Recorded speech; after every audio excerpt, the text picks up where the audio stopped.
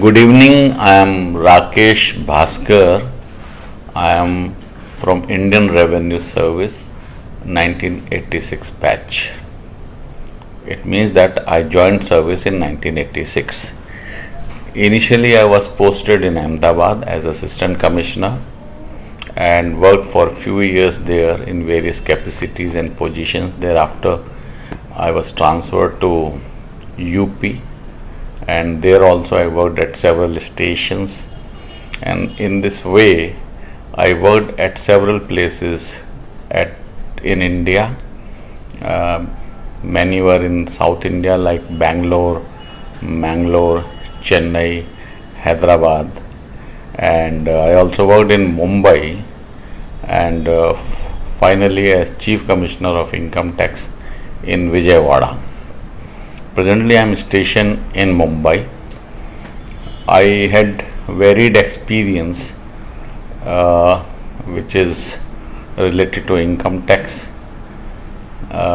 like assessment work, investigation work, administrative work, technical work, transfer pricing, international taxation. The purpose of coming before you and giving my introduction is for the basic purpose that I have rich experience in transfer pricing. I worked in income tax department continuously for 6 years in transfer pricing directorates.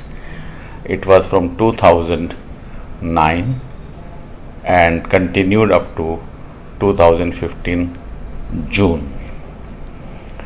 Transfer pricing was an interesting subject for me, and before that I had taken post graduation degree from Indian Institute of Management, Bangalore, and I had deep insight into how the business works, what is the use of marketing, how the value chain works in the business, how the valuation of a business is done, how the manpower is important, what is intangible, what is tangible. All these concepts were fresh in mind when I was posted in Chennai. So I had great interest in the fact that how I may apply my newly acquired knowledge in transfer pricing.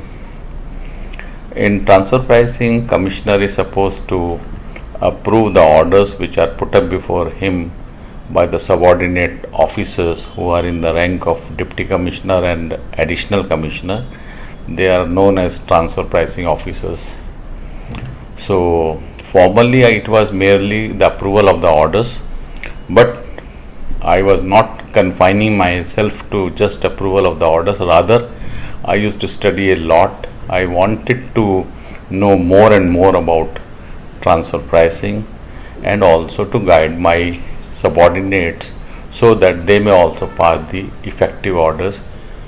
In my view, effective orders are those which are upheld by the judiciary when the SSCs file appeal against their orders.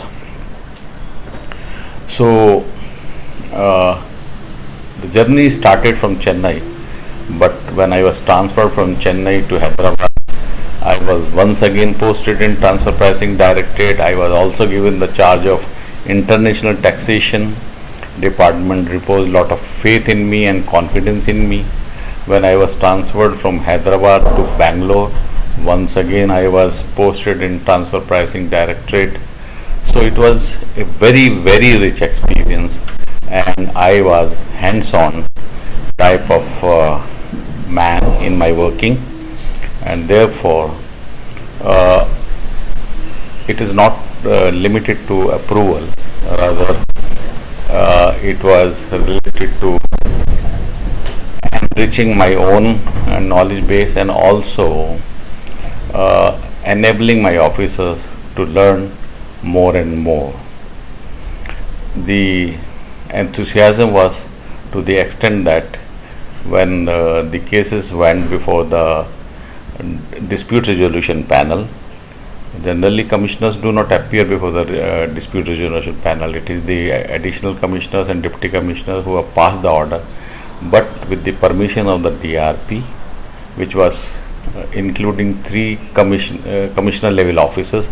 I used to go and represent the cases where I considered that I should represent the cases for ensuring that the representation is proper. And the outcome was saluting. We got good orders from DRP which were in favor of the department, and not only DRP, on some occasions with the prior permission of the Principal Chief Commissioner, the Cadre Controlling Authority, I used to appear before the Income Tax Appellate Tribunal also.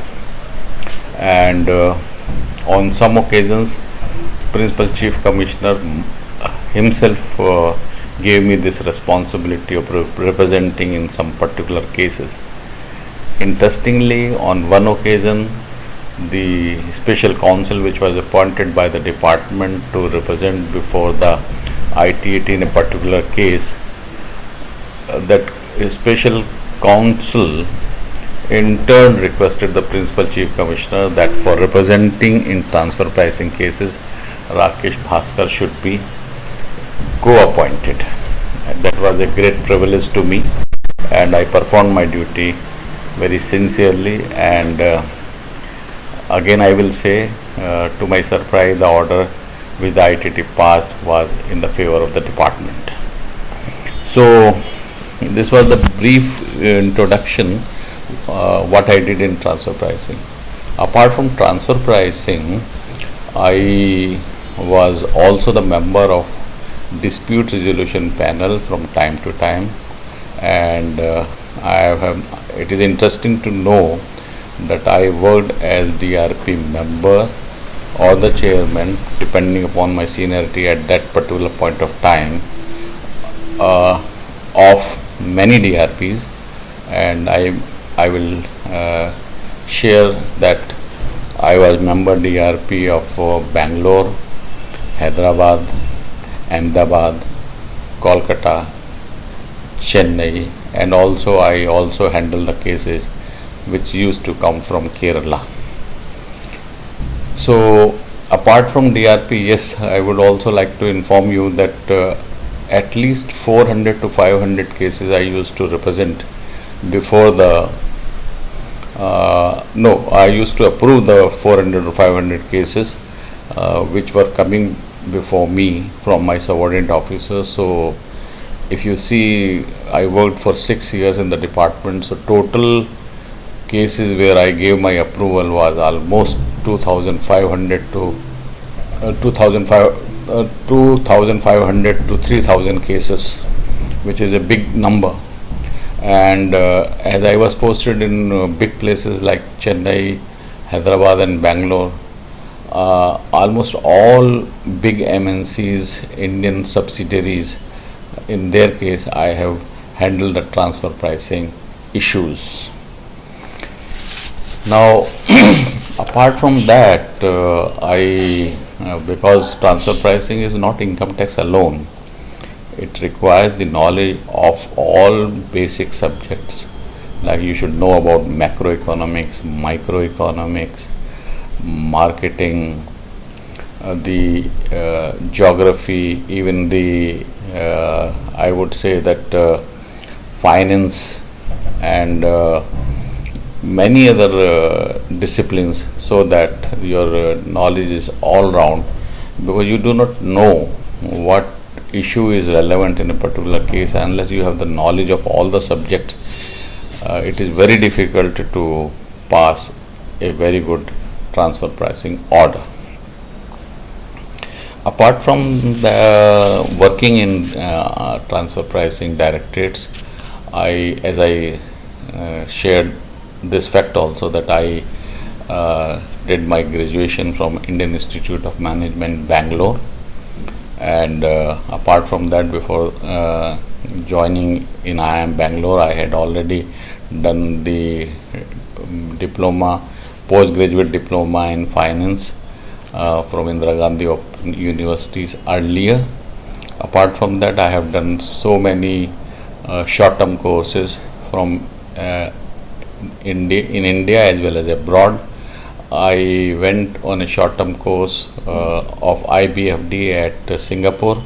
I have studied in Wharton also. I have studied in Syracuse University also, both US universities of great prominence. Apart from that, even when I came back to Mumbai and I was posted as principal commissioner in other charges other than transfer pricing charge, I did not stop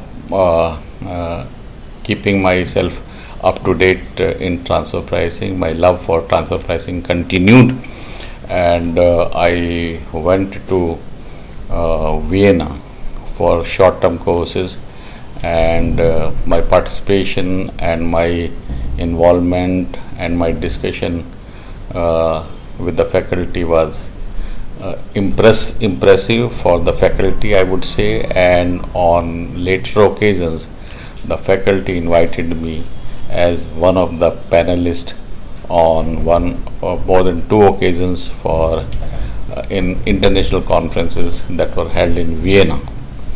And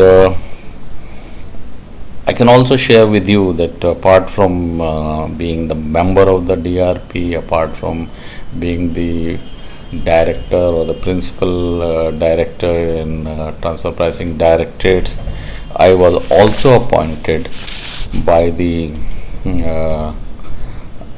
my seniors, my bosses, by the CVDT or by the principal chief commissioner to represent before the committee that was constituted by the DG International Taxation, New Delhi, on AMP. AMP is a relevant subject that relates to transfer pricing, and I was also the chairman of the committee constituted by the DGIT International Taxation to submit report on Rangachari Committee to review taxation of development centers and IT sector.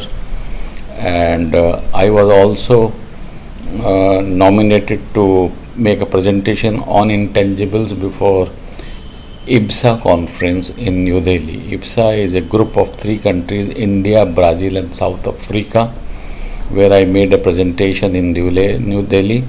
Later on, the IBSA members from taxation departments came to India, and I was appointed as the coordinator for imparting training in transfer pricing to the IBSA contingent. And in IIM Bangalore, I have submitted a paper on permanent establishment.